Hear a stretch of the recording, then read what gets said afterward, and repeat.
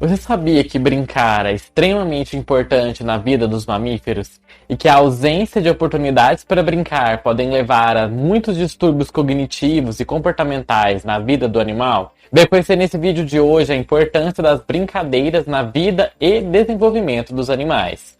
Eu sou o Jordan, biólogo e mestre em ecologia de biomas tropicais, e sejam muito bem-vindos ao canal Eterna Busca.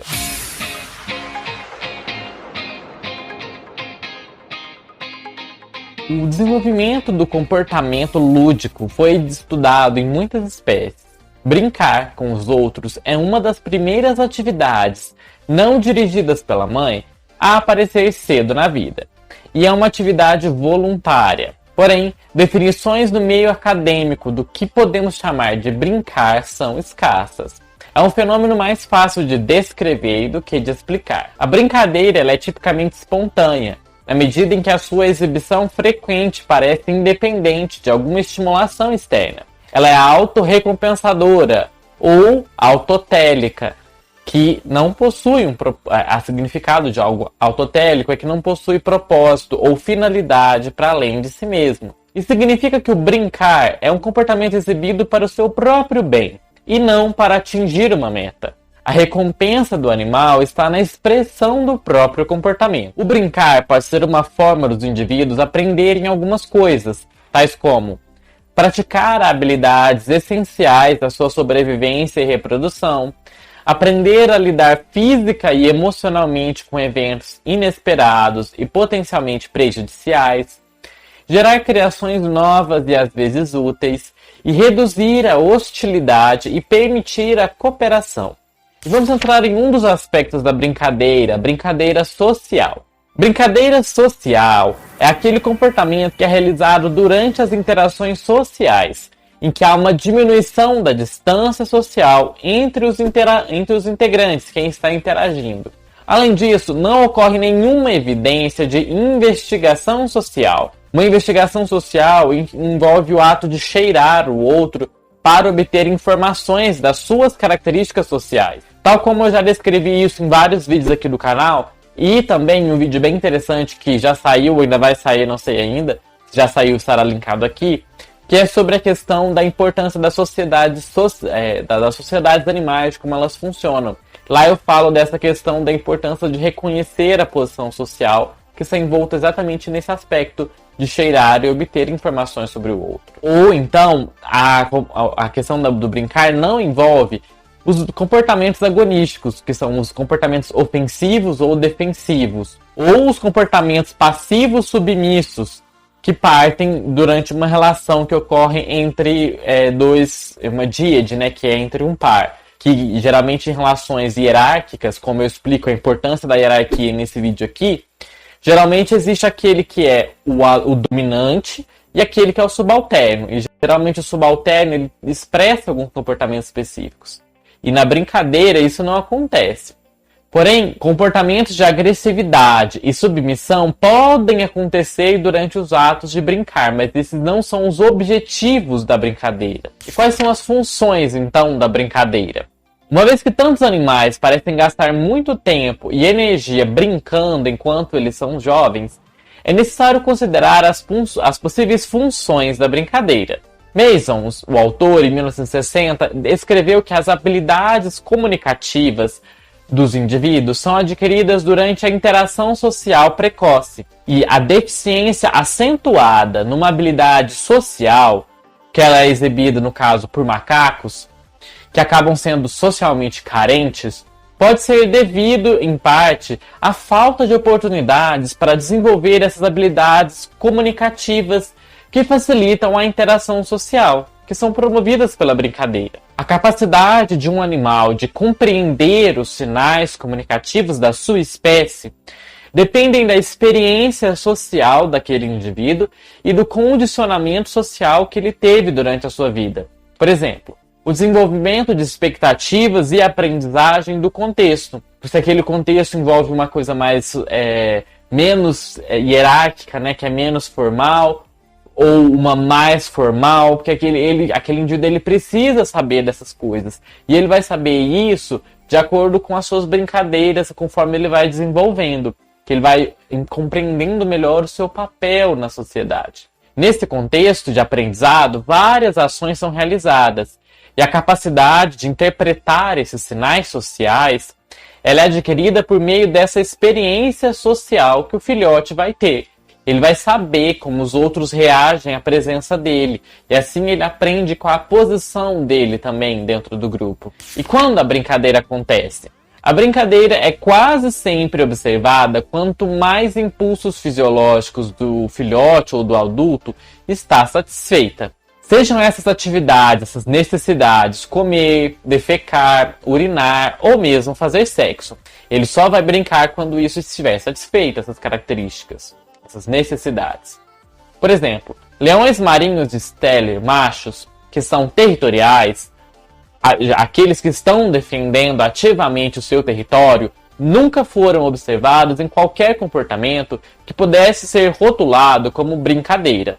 Etzmark, o autor, em 1969, também observou que a brincadeira em veados não ocorria a menos que a motivação para realizar algum comportamento inato, como comer, alguma necessidade fisiológica dele, estivesse cessado. Tem sido proposto com bastante frequência que a razão pela qual as brincadeiras são mais observadas em filhotes do que em adultos é porque os filhotes não são responsáveis por satisfazer os vários requisitos fisiológicos do seu próprio desenvolvimento, porque isso é fornecido pelos adultos. Porque os adultos é que vão procurar comida, que precisam defender território, ou que precisam ficar atentos a predadores. O que sobra pouco tempo para brincar. O brincar também é facilmente interrompido por ameaças imediatas à aptidão de um animal, ao sucesso, à que ameaça a vida daquele animal. O exemplo é a sensibilidade do comportamento lúdico às mudanças na disponibilidade de alimentos, conforme demonstrado em estudos de campos experimentais com primatas, ungulados, roedores e carnívoros. Loy, o autor, em 1970, ele observou uma queda de 17 vezes no comportamento lúdico em uma colônia de macacos restos de vida livre, a macaca mulata, na ilha de Caio, em Santiago, como resultado de uma escassez aguda de alimentos que durou 22 dias. Quando Miller Schwartz, em 1988, e seus colaboradores reduziram o leite de cervos de cauda branca, que eram alimentados com a mamadeira, em 33%, eles encontraram uma redução junto de 35% na exibição de comportamentos lúdicos na espécie nos filhotes. Enquanto Seavey e Passep, em 1985, registraram uma redução de 3 vezes nas brincadeiras após uma privação de alimento de 24 horas em ratos jovens, na espécie de ratos norvégicos. Possíveis ameaças físicas, que elas são percebidas, mesmo que não reais, também podem afetar o brincar. Um odor de gato, uma luz forte, uma falta de abrigo, por exemplo, reduzem a brincadeira em ratos. Se as atividades lúdicas forem inibidas ou impedidas de se desenvolver devido à ocorrência de certas condições ambientais ou fisiológicas, o repertório comportamental pode se tornar severamente distorcido. Vamos explorar uma ideia clássica, que é a ideia da brincadeira como um treinamento para a vida adulta. Gross, o autor, em 1898, enfatizou que os animais jovens brincam para pré-exercitar os instintos na preparação para a vida adulta. Porém, ele não avaliou que nem todos os comportamentos precisam ser praticados antes. Por exemplo, coiotes, quando recebem a sua primeira presa viva, eles sabem como matá-la, sem ter passado por uma brincadeira de treinamento antes. Lewsen, em 1975, sugeriu que por meio da brincadeira, os gatos enriquecem o escopo da sua experiência e o alcance das suas habilidades de muitas e diferentes maneiras. Eles criam situações de jogo e, ao fazê-lo, eles aprendem muito mais do que seria possível se eles estivessem limitados exclusivamente aos seus movimentos instintivos. Em canídeos, esse jogo social parece ser importante para aprender a controlar a intensidade da mordida e também para facilitar a formação e manutenção contínua de uma organização social e das afinidades sociais dentro de um grupo. Estes e Goddard, em 1967, observaram brincadeiras lúdicas antes de uma caçada com cães selvagens africanos. O aprendizado e a expressão de certos gestos e posturas sociais durante a brincadeira nesses animais jovens podem servir posteriormente para inibir a agressão dentro do grupo entre os animais. E assim, isso permite também formar hierarquias de grupo estáveis. Lembrando sempre que nós temos lá o nosso vídeo em que eu explico a importância das hierarquias e de saber a posição social que aquele animal ocupa. Que será linkado aqui, é bem importante, é bem legal. Os canídeos mais sociais, por exemplo, os lobos, se envolvem em mais interações lúdicas e mais cedo na vida do que as espécies que são mais solitárias, como a raposa vermelha e o coiote. Os lobos formam suas hierarquias sociais por meio de interações lúdicas que acontecem ao longo da vida, para além dos comportamentos agonísticos, que são os comportamentos de agressão. Já nas raposas, as hierarquias de dominância são formadas antes do surgimento da brincadeira. Frequentemente, isso acontece por uma luta de dominância severa que acontece quando eles têm entre 25 e 30 dias de idade. As raposas vermelhas e os coiotes são espécies solitárias e semi-solitárias, respectivamente.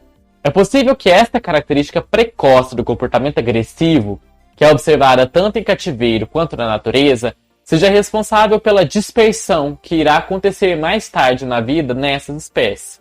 Além de também poder explicar a ausência do comportamento coordenado de grupo, que é necessário, por exemplo, para que aconteça a caça, quando esses animais estão adultos, que acontece somente nos lobos, que eles conseguem coordenar uma caça, diversos grupos, justamente porque eles exercem esse comportamento de brincar que fortalece os vínculos dentro daquele grupo e dentro daquela sociedade. E você já sabia que a brincadeira tem esse papel tão importante, tão necessário em nós primatas, em nós mamíferos, né, no geral? É muito importante, então, estimular a brincadeira, não só quando nós somos crianças, mas quando nós somos adultos também. Isso vale para nós, isso vale para o seu gatinho, para o seu cachorrinho. Os animais precisam ter liberdade de expressar os seus comportamentos e liberdade para brincar também, porque isso vai ditar muito da compreensão daquele animal e como ele interage com o meio na qual ele vive. Eu vou deixar indicado aqui também um vídeo bem legal na qual eu falei sobre a importância do brincar, que é sobre a inteligência dos porcos. Lá eu também cito, né, essa questão da problemática de quando o animal é privado de estímulos mentais e de estímulos para brincar e o que isso acontece com eles. Vou deixar indicado esse vídeo aqui e essa outra série de vídeos muito legais para vocês conferirem, que ficou bem interessante. Vejo vocês no nosso próximo vídeo e até mais!